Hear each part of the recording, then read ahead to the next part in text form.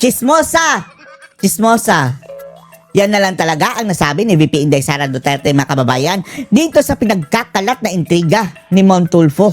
Na nag-finance daw, mga kababayan, si VP Sara Duterte, si Chavit Singson, mga kababayan, at si Paulo Pulong Duterte nag-finance daw ng kudita, mga kababayan. At ang mga galamay nila ay sina Atty. Topacio, mga kababayan, sina Atty. Vic Rodriguez, at marami pang iba. Ito daw ang mga makinarya, mga kababayan, para sa kudita laban kay Bangag. At ang pinanser ay isa dito ay si VP Inday Sara Duterte. Kaya ang sagot dito ni VP Inday Sara Duterte, mga kababayan, kay Mon Tulfo ay chismosa. Dahil ano daw tawag, mga kababayan, sa taong nagkakalat ng balita o nagkakalat ng istorya ng walang ebidensya. Di ba nagkakalat ng chismis? At anong tawag sa tao na nagkakalat ng chismis? Chismosa!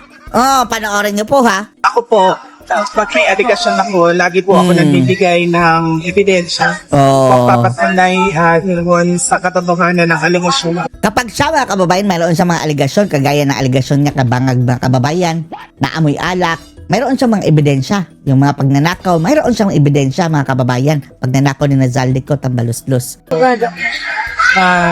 Dapat po kapag merong ganon, merong aligasyon, merong binibigay na ebidensya. Mayroong ebidensya dapat. Kahit kapag wala, ang tawag ko ay chismis. At ang tawag sa taong nagpapakalat ng headload ay chismosa.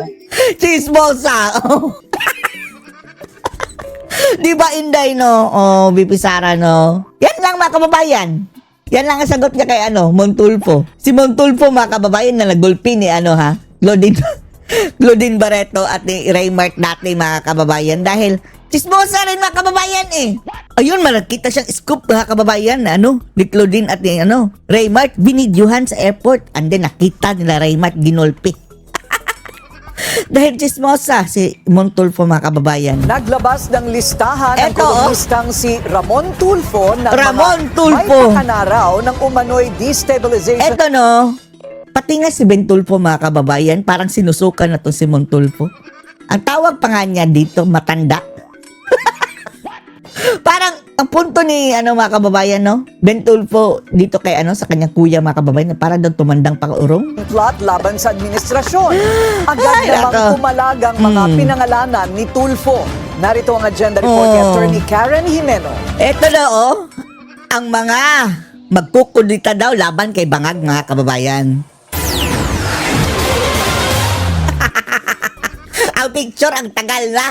Ano pa siya dito, mga kababayan? Hindi naman bata, gurang na rin, Pero, this was, mga kababayan, mga 10 years ago. Ang itsura ni Mon Tulfo ngayon, mga kababayan, wala na. Doblehin mo ang tanda nito, mga kababayan, yan ang itsura niya. Where there's smoke, there's fire. Wow! Where there's smoke, there's fire.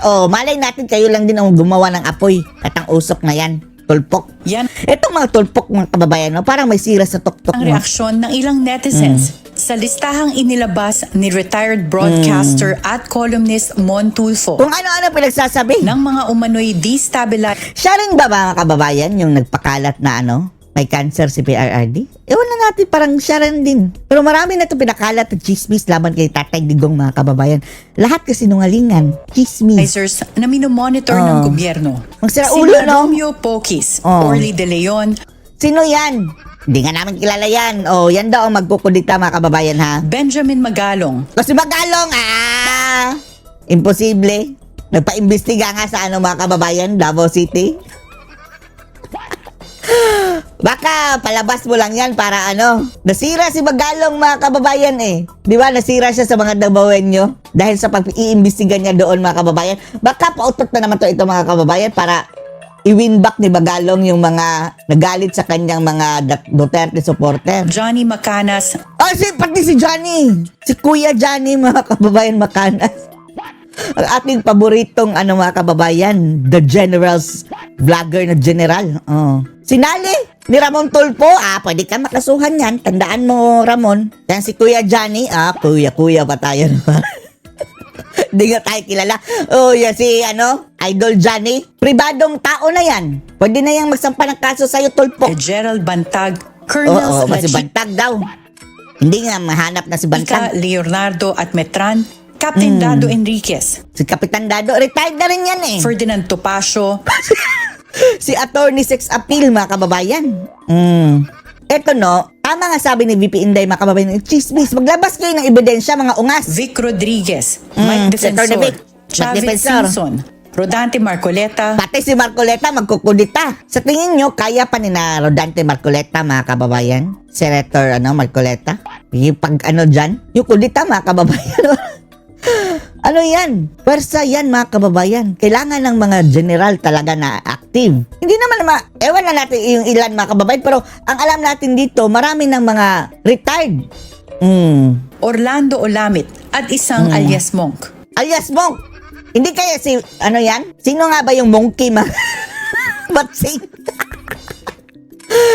Baka si Kiko Batsing yan, alias monkey, alias Monk. Ang umano'y financiers, Ang mga financier lang, mga kababayan, si BP Sara. VP Sara, ang kapatid niyang si Congressman Oh, Pulong si Duterte Pulong. at si Manong Chavit. Duterte na naman ang may kasalanan, mga kababayan.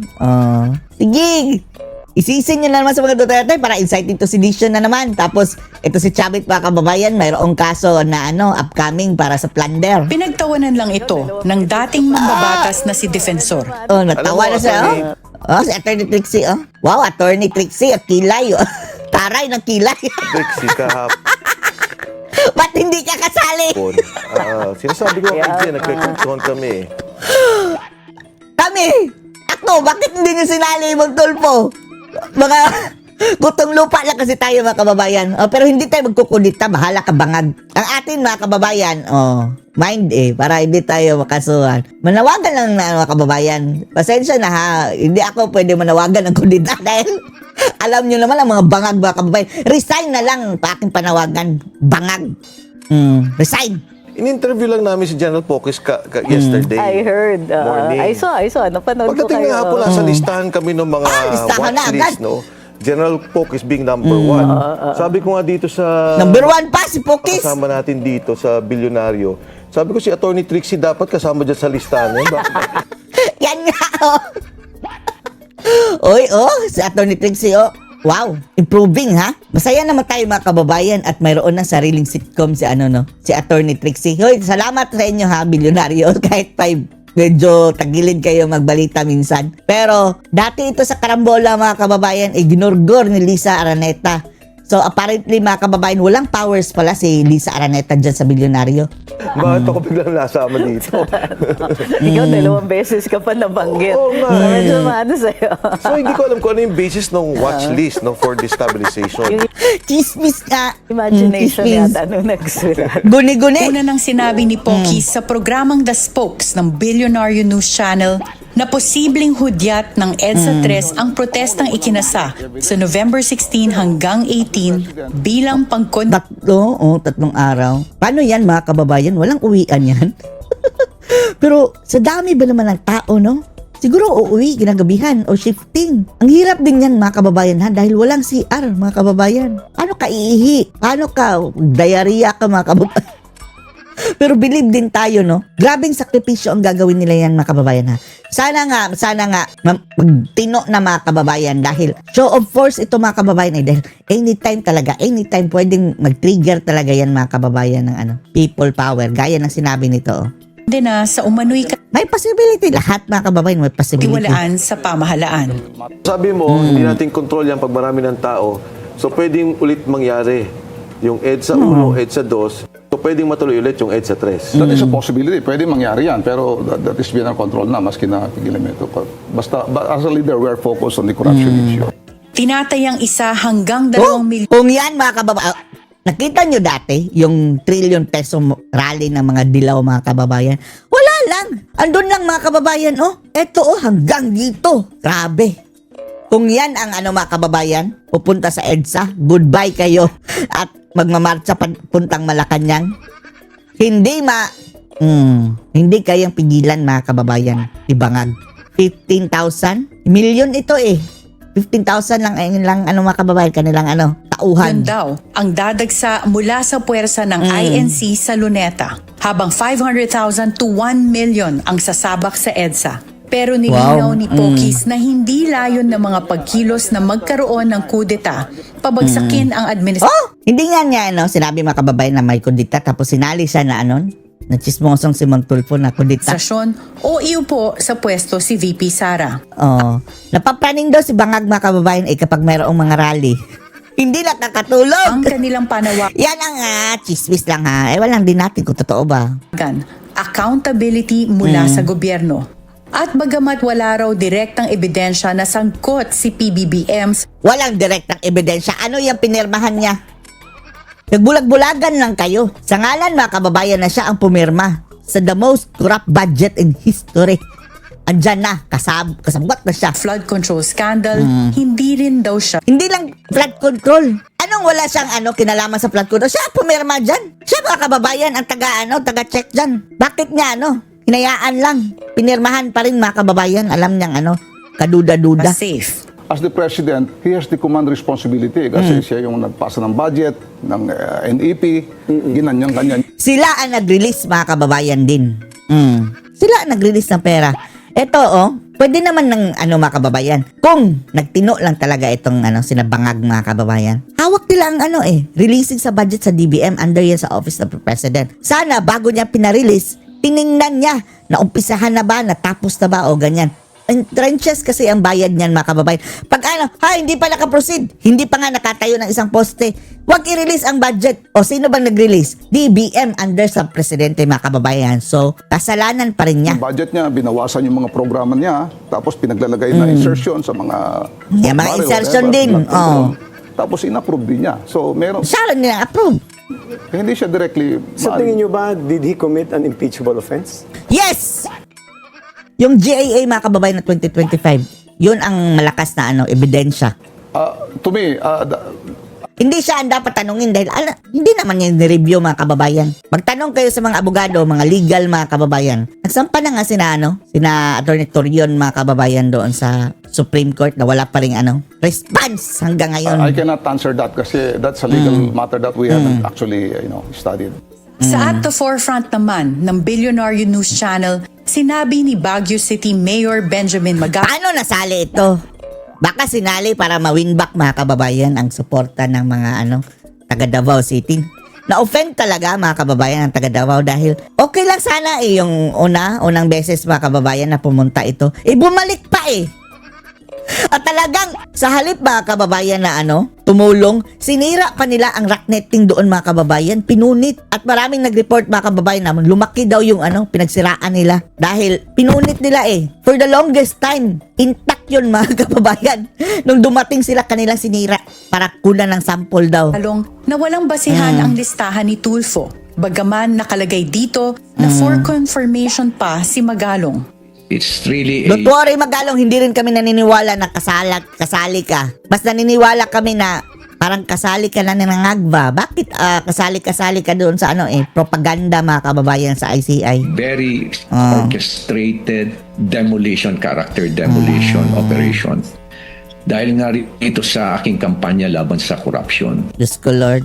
Tapos tinanong ka ni Karen Davila, bakit hindi mo pinuntahan ang Ilocos Norte?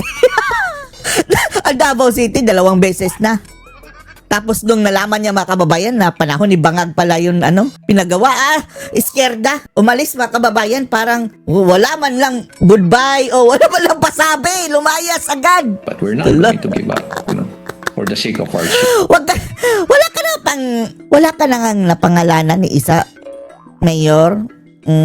Okay ka na sana, Mayor Okay ka na sana, kaso nga lang nakipag-chat-chat ka pa dyan kay Nabangag. children, our young children, for the sake of our country. For the sake, bakit wala pang napangalanan? We are not going to give up.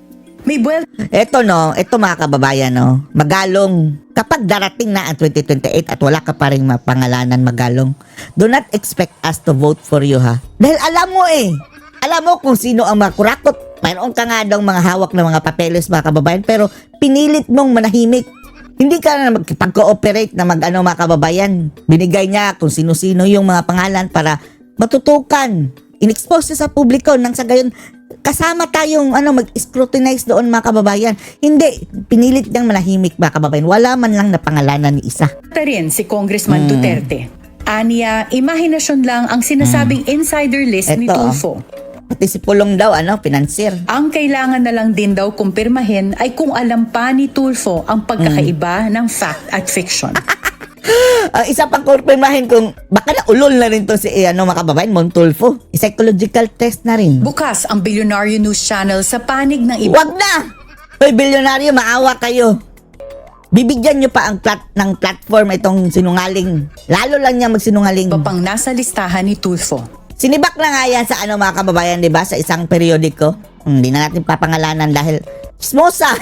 Chismosa! Natanggal na yan Para sa siya. agenda, Attorney Karen Jimeno, Billionaire News Channel. At iniimbestigahan na raw ng AFP ang umano'y Sino? destabilization plot laban sa Ayan na. Kakasuhan na naman nila mga kababayan. Si Atty. Topacio dati nung rally mga kababayan, sinabi nilang yung nag-umpisa daw sa panggugulo mga kababayan, nagbayad daw. Pati si Atty. Vic Rodriguez. Yun, pambibintang yun mga kababayan.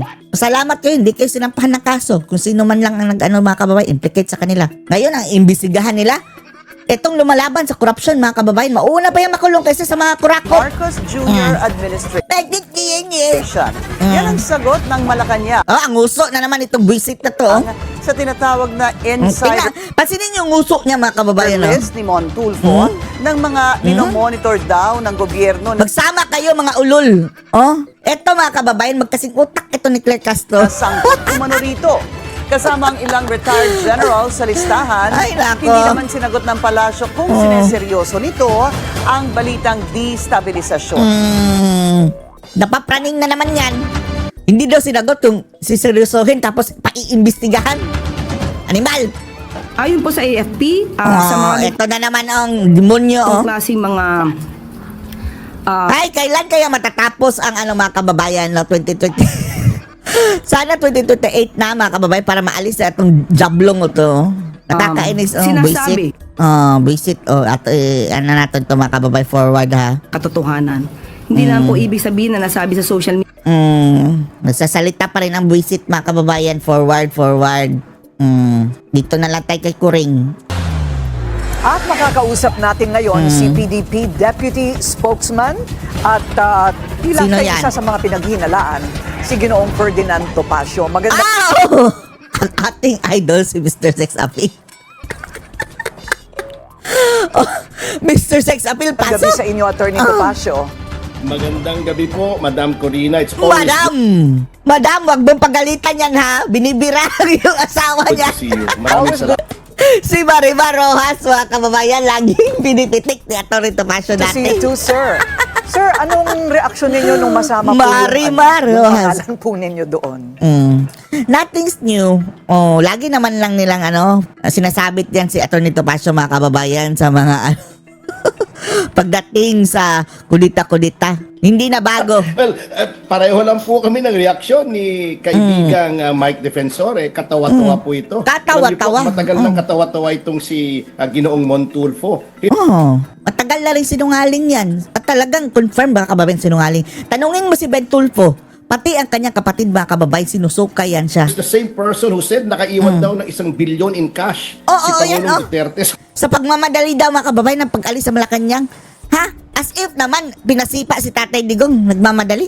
Malacanang. So, we take these things with a grain of salt. Okay, he seems to be very sure sa kanya. Yan ang mga siraulo mga kababayan, yung siguradong sigurado. Diyan mo mga mga kababayan mahuhuli ang sinungaling kapag sa mga ganyang mga bagay na napakasensitibo mga kababayan, tapos sigurado sila sa kanilang sagot. Siraulo yan. Yung kailangan mga kababayan lang talagang ebidensya na mahirap kunin mga kababayan, kagaya na itong kudita. Ano mo malalaman yan? Tapos sigurado siya, di ulol. Mga pangalan, saan po kaya nakuha ang impormasyon na ito? Meron po ba kayong mga haka-haka?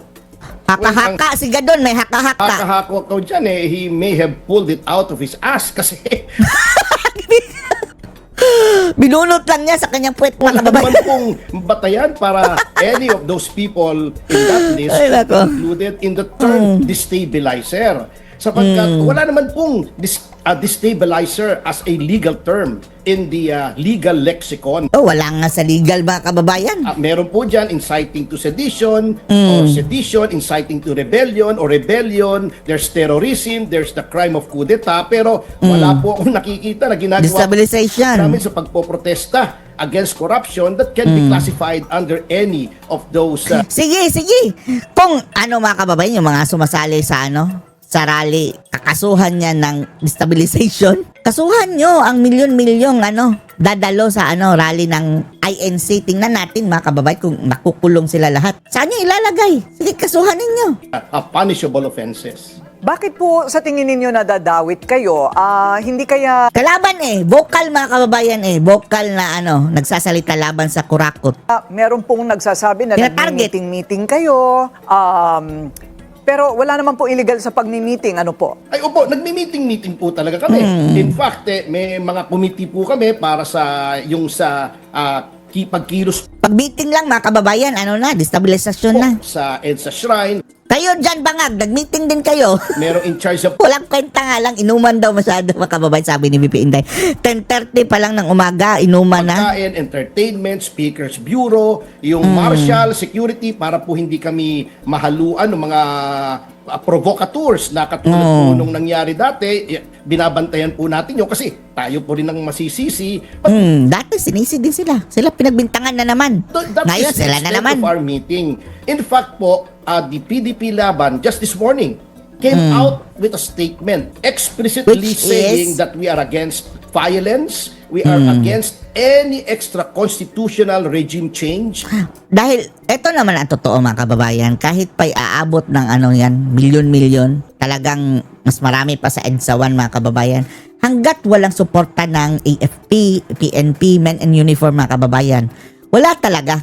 Yung dati kumampi na ang mga sundalo mga kababayan nag-resign na ang mga gabinete. Ngayon mga kababayan, bumangag ang mga gabinete. Loyal na loyal ka bangag.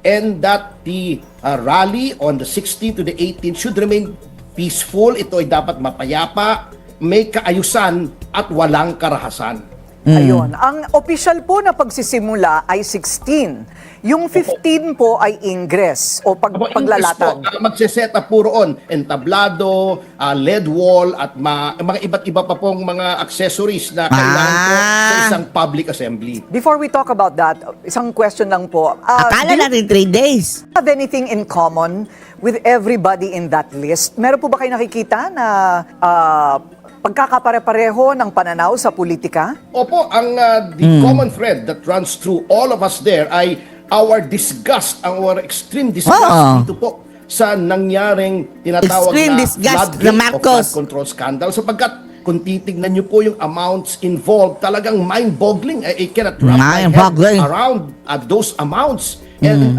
to us, we believe that it is the greatest thievery ever. Wow, Tivery. Pinakalaking pagnanakaw sa kasaysayan ng ating ng Pilipinas. Ayun. So kilala po ninyo lahat ng mga pangalang naroon. Yung mga colonel po ay active pa? Hindi O lahat, ang dami ko rin na makikilala mo. mga retirado na po? Ang mga retirado po yun, sapagat kung yung mga nasa active service po, ay may mga limits po, bagamat hindi po sila tinatanggalan ng karapatan under Article 3, yung Bill of Rights, ay may limits po kung paano nila i-exercise yung kanang freedom of expression. So, mga retirado po yun. Yung iba po, actually, Mga retirado, powers ng mga retirado, wala na mga kababayan. Ang talagang concerning kapag sasali ang mga active. first time kong nakita nung kami ay nag-organizational meeting. Planning lang siguro tong mga bangag kababayan, no? Is that wala pong pinag-usapan doong destabilization, walang pinag-usapang violence, walang pinag-usapang mga armas, at walang pinag-usapang ibang bagay na gagawin, kundi maghayag lamang ng saloobin na I believe is common with a lot of our people na talagang gusto na nilang tuldukan itong mga anomalyang ito. Last question, sir. Sa palagay po ba ninyo ay posible ang revolutionary government? Meron na po bang parang tipping point na maaaring yan ay clear, imminent? Hindi naman clear and present, but imminent. Po yan if you are saying, ma'am, na yung revolutionary government such as that which happened in 1986. Katulad nga po na sinabi Wala suporta ng military dahil ang sabi nila, sila ang nagsabi mga kababayan, ang mga head busog. o naglabas po ng opisyal na pahayag ang PDP na we are against any extra-constitutional regime change. Kung magkakaroon man po ng change in government, it should be within the parameters of the 1987 Within the parameters of the law. Ayaw po nating lumabas sa 1987 Constitution. Korikong Maraming Constitution. salamat po sa inyong oras. PDP Oh, the pleasure. Oy, thank you. Online, Madam spokesman. Corina. Sige po, Attorney Ferdinand Topacio. Kapasya. Sa kabila ng pagtanggi ng iba't ibang ahensya ng gobyerno na may arrest warrant na ang Oo, posibleng meron talaga. Nagtago na si Bato eh. Nagtago na talaga si Bato mga kababayan. ICC laban kay Hindi na Senador dumalo. Bato de la Rosa, hindi naman nagbabago ang posisyon ni Ombudsman Boying Remulla. Narito ang agenda report ni Joan Manalo live. Kung mayroon lang sila purpose na good time si Bato mga kababayan better safe than sorry. Naiintindihan din natin si Bato mga kababayan na hindi nagpakita muna ha. Mula sa Office of the Ombudsman sa Quezon City. So Joan, paano naman ito dinipensahan ni Remulla? Corina, tama ka, nanindigan si Ombudsman Jesus Crispin Remulla. Jesus. Ito lang ang Jesus mga kababayan na parang si Lucifer. Ay, sorry Jesus. Si Boying ang parang Lucifer mga kababayan na. Jesus kasi ang pangalan mga kababayan.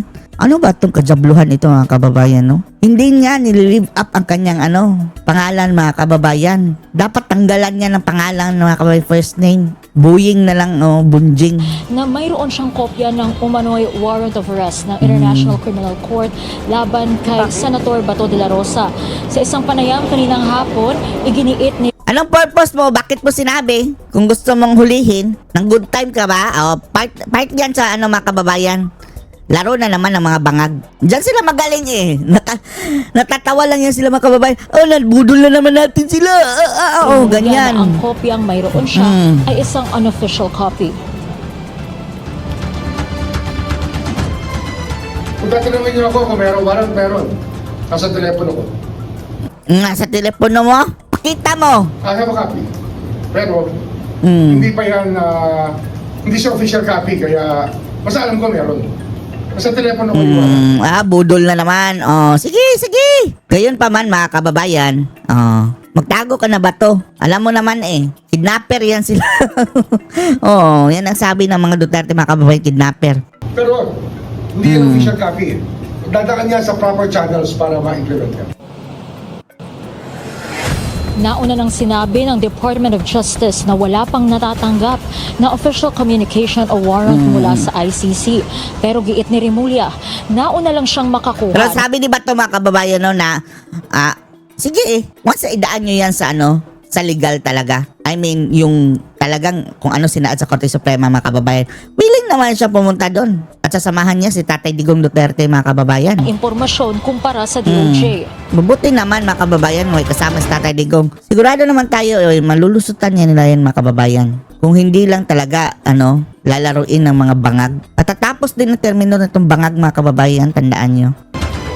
I did that as a function of my being a journalist also for the day of for Saturday. Journalist. Kasi na-scoop ko yun nakita ko Kasi sila wala, nauna ako sa kanila Journalist ka bang animal ka? Buhaya ka. Samantalang sinabi Boying ng buhaya. opisyal na kabilang sa mga unang makakasuhan ng malversation of public funds sa Sandigan Bayan, Ang tagal, hanggang ngayon mga kababayan, wala pang nakakasuhan. sina dating Ako Bicol Party List Puro lang puro announcement mga kababayan, nakakasuhan na. Tapos hindi pa, mga hudas. at SunWest Incorporated. Kaugnay ito sa mga maanomalyang flood control projects sa Oriental Mindoro. Makakasuhan na. Pero joke lang pala.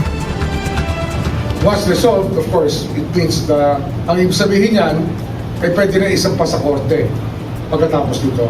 Kasi nag-imbis Bakit mo yung sinampa? Ito mga kababayan, si Bunuan mga kababayan, DPWH. Ayun na, ando na sa Amerika mga kababayan. Si Zaldico, nag-antay na lang yan mga kababayan na makakuha ng ibang passport sa ibang bansa. Kanilang dinilay mga kababayan hanggang matiway na lang yan. Thank you. Ang kagawaran ng katarungan at ang Office ng Ombudsman. Katarungan, demonyo ka, Maaari injustice. raw maisampa ang kaso sa Sandigan Bayan ngayong linggo o sa susunod na linggo. Kabilang ito sa 10 kaso na under preliminary investigation dito sa Office of the Ombudsman. Iginit din ni Remulla na hindi pa rin lusot si dating House Speaker Martin Romualdez sa issue. Ano sabi mo? Ang kaso daw ni Romualdez mga kababayan, negligence lang. Hindi lusot pero negligence lang ay At kakaso. pinag-aaralan daw nila ang mga anggulo at maaaring isampang Ang tainga etong tainga ni Romualdez mga kababayan, kung gaano kalaki parang ganyan din kalaki ang kanyang sungay kaso mga laban kababayan. kay Romualdez.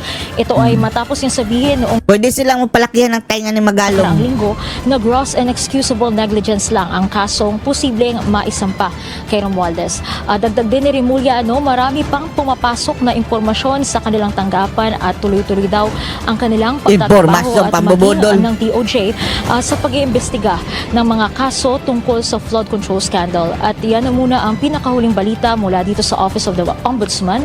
Balik sa'yo, Corina. Maraming salamat, Joan Manalo, nag-uulat live mula sa Office of the Ombudsman sa Quezon City.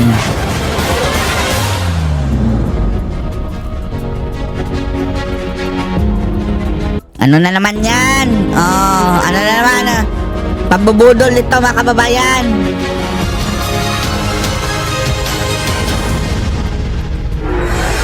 Skandal na naman, flood control.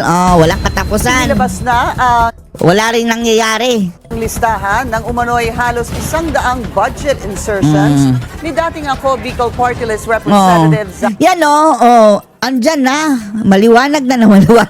Mayroong insertion, mayroong nakurakot. Sabi ng ICI, 22 billion ang nakurap. Wala pa rin kaso. Inantay pa mga kababayan na makakuha yan ng ibang passport para kapag i-cancel ang passport niya, hindi na mapapauwi talaga. Albico. Hinimay ng bilyonaryo news. O baka yan mga kababayan, Retokada na yan si Zaldico. Hindi natin nakilala mga kababayan kung anong itsura talaga. Channel ang mga proyektong pinaglaanan nito. Yan ang exclusive agenda report ni Joash Malimban. 2 buwan na ang nakalipas mula nang isiwalat ni Navotas City Congressman Toby Tiangco sa isang Senate hearing ang mga umano'y 2025 budget insertions ni dating Ako Bicol Representative Zaldico. Nakakuha ang Billionaire News Channel ng kopya ng buong listahan. 97 insertions ang nakapangalan sa kongresista. 43 ang makikita sa probinsya ng Abra, 4 sa Batangas, 3 sa Bukidnon. Bicol yan nga. Ako Bicol, tapos dumating, naabot na sa Abra mga kababayan ang kanyang mga insertion. Grabe. 2 sa Cagayan, 3 sa Cebu, 1 sa Davao del Norte, 1 sa Isabela, 2 sa Metro Manila, 11 sa Occidental Mindoro, Grabe, 13 ang sa dami. Oriental Mindoro, 2 sa Pangasinan, 5 sa Romblon, at 2 sa Sarangani Province. Sa Ako kabuuan, Bicol, pero aabot ang mga total kababayan? Ako Bicol, pero international. insertions ni Ko sa labas ng Bicol Region sa 13.8 billion pesos. Mas nakakapagtaka naman kung ang isang congressman na hindi tigaroon dun sa distrito na yon, merong mga proyekto. magre-request para lagyan yung distrito na yon. Yun, red flag ka agad yun, di ba? Marami sa mga proyektong nasa listahan ay nailagay sa for later release o di kaya for bidding pa lamang. Yung for later release sila mga kababayan, nauna pang na-release. Ibig sabihin, wala pang kontraktor na nakakakuha ng marami sa mga nasabing proyekto. Pero sa patuloy naming pagsisiyasat, nakakuha ang aming team ng dokumento mula sa isang source sa DPWH ng kopya ng 4 na bidded out projects sa mga insertion ni Ko. Matatagpuan ng mga proyekto sa unang distrito ng Batangas. Ako Bicol, tapos andun sa Batangas. Pwede na rin siya sa susunod mga kababayan. Ako Bicol, Batangas, ano pa yun, mga Bulacan. Tatlong kontrata ang matatagpuan sa Paliko, Balayan, Batangas Road na nagkakahalaga ng 343.3 million pesos. At isang road project muli. Ako Pilipinas na lang. Zaldico, palitan nyo ang inyong party list na ako Pilipinas party list. Buong Pilipinas Sa Tagaytay, Nasugbu Road na nagkakahalaga ng 86 million pesos. Ayon sa 2025 GAA, preventive maintenance on secondary roads ang maintenance. Yan mga kababayan, maintenance kunwari dahil titipirin na lang nila, papalitadahan na lang nila mga kababayan. Tapos na. lahat ng ito. Ayon sa source, napanalunan ng 2 kontraktor No, panalo. 4 na kontrata. 2 ang napunta sa GCI Construction and Development Corporation. 2 naman ang napanalunan ng Bicol Gold Rock Construction Corporation. Una nang inulat Zaldi ng ko lahat. Billionaire News Channel na magkapatid ang may-ari ng 2 kumpanya. Sino? Ang may-ari ni Gigi Ibasco ang GCI, samantalang kay Steve Ibasco naman ang Bicol Gold Rock, parehong based sa Camarines Sur. Oh, taga-Kamsor na naman mga kababayan. Bicolano na Halos naman. lahat ng proyekto ng mga kumpanyang ito, kung hindi sa Bicol Region, ay sa 1st District ng Batangas matatagpuan. Ang contractor na nabanggit nyo Mabuti pa ito, oh. Ito ang mga bata, mga kababayan, mga bagong sibol kasama ni Congress Miao. ay isa sa mga top contractors sa mga roads at asphalt Pero overlay paano na yung nasa kote mo, boy? Nasaan na yun? sa aking distrito at iniimbestigahan ko paano siya nakakuha ng napakalaking pondo para sa aking distrito. Siya ay contractor ng mga proyekto na ipinasok ng mga taga-regional office ng DPWH. Sa isa pang dokumento nakuha ng Billionaire News Channel, nakita namin ang 3 contractors sa isa sa mga inserted projects. Bukod sa GCI, kasama sa mga nagbid ang Top Tech Trading and Construction. Ang owners nito na sina El Rey Noche at Marciana Noche, matatanda ang isinama ni Mga Congressman Noche! Leviste sa kanyang reklamo bilang mga nagtangkang manuhol sa kanya sa pamamagitan ni former Batangas 1st District Engineer Abelardo Calalo. Ikatlo sa bidders ang St. Matthew General Suhol pa Contractors and more! Development. Oh, nasaan na pala yung nanuhol sa'yo, Mr. Leviste? Tuluyan mo na yun. Gagawin pa niyang mga kababayan parang state witness. Wala talaga mapapalagot niyan. Corporate At least yun. na pagmamayari naman ng mag-asawang Diskaya. Una nang sinabi ni former DPWH Undersecretary Roberto Bernardo na luto na ang lahat ng bidding sa kanyang mga Luto na. nasasakupan noong Oh. nasa pwesto pa siya. Kasama rito ang Batangas. Kahit daw kasi losing bidders, parte na sa hatian bago pa man magsimula ang Wala na, luto na, no? Yung iba mga kababayan, kanilaran ding sarili ang kalaban. formal and official bidding process. Tumutulong po yung mga distrito at saka region na talagang tulungan na manalo. So Yusek, sa tingin po ninyo, anong porsyento ng mga bid ang rigged or luto na? Anong Lahat. porsyento yung talagang totoong bidding Lahat. talaga? O, rigged. Do we assume na lahat ng bidding na nangyayari ay luto na? Lutong-luto na? Lahat. Sa pananaw ko po, almost 100% kasi wala po talagang napipilitan po ang ating mga district engineer, ang ating mga Wow! Sila pa napilitan. And then, nagkasino kayo. regional director.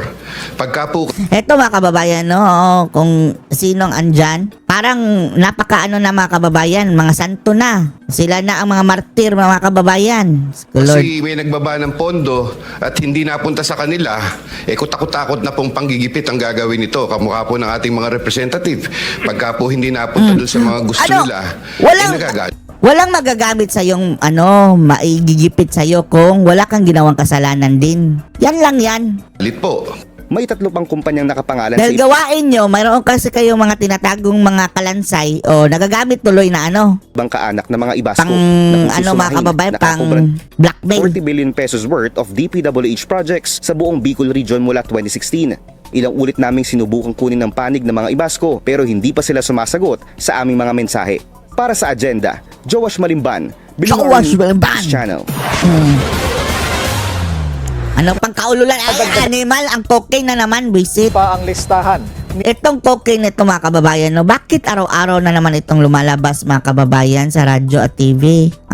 Tapos na ang palabas na cocaine mga kababayan. Oh, wala na nga si cocaine. 'Di ba? Bakit ito mga kababayan araw-araw pa rin natin nakikita? Ni Bicol Saro Party List Representative Terry Ridon ng mga umano'y ghost Bicol na naman. Ay, Bicol na naman mga kababayan. Ano ba tong meron sa Bicol mga kababayan? Bakit ang dami diyang mga salot? Sina Trillanes, si Dilima, sina Lenny Robredo. Marami pang iba mga kababayan. Sina yung namayapa na, sina Lagman. Di ba? Taga Bicol. Anong meron dyan sa Bicol mga kababayan? Maganyang mga ugali? project sa Davao Region. Hindi naman lahat ha. Hindi naman lahat. Marami ding mga taga Bicol mga kababayan na mababait. Pero pagdating sa politika mga kababayan, ang mina nating mga politician na taga Bicol. Kadalasan salot. Nakita ang ilan sa distrito ni Representative Pulong Duterte. Ayan, Duterte na naman. Ang kapwa Duterte na naman. Okay, anong problema mo, okay?